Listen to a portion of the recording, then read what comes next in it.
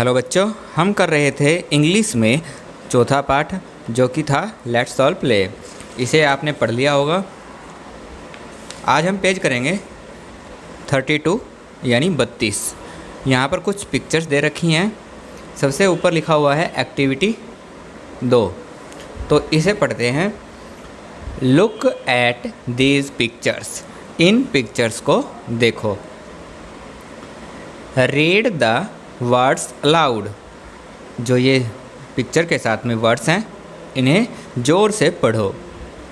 Right S after the name if the picture shows more than one thing. यहाँ पर लिखा है right S. S लिखना है आफ्टर द नेम। नाम के आखिर में एस लिखना है, लेकिन कहाँ लिखना है? If the picture shows more than one thing.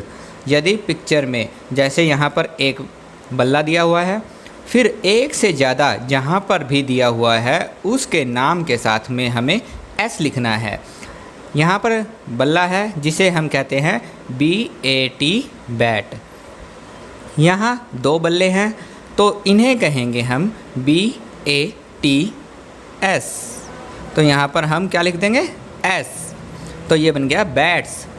जब एक से ज़्यादा चीज़ें होती हैं तो हम उस वर्ड के साथ में आखिर में एस लिख देंगे। तो ये क्या है? बॉल। यहाँ लिखा है BALL बॉल। तो ये एक से ज़्यादा है तो यहाँ पर BALL और बाद में क्या लिख देंगे? S balls. तो ये बन गया बॉल्स। ये है बॉल। फिर यहाँ पर एक किताब दे रखी है तो इसे कहते हैं BOOK बुक। और यहाँ पर एक से ज़्यादा है तो इन्हें कहेंगे BOOKS बुक्स। तो यहाँ पर बुक्स लिख देंगे। एस लिखने के बाद ये बहुत सारी किताबें हो जाती हैं। अब यहाँ पर देखेंगे कि के के बाद कुछ नहीं लिखा तो एक, और के के बाद एस लिख दिया तो एक से ज़्यादा। अब यहाँ पर लिखा है BAG बैग। ये बस्ता है, इसे कहते हैं इंग्लिश में बैग।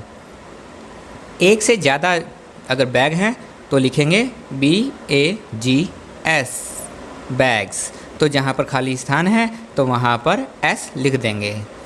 तो इसका मतलब यहाँ पर ये हुआ कि अगर एक चीज़ है तो उसे हम उसके नाम से बुलाते हैं। बुक, बैग, बॉल और बैट।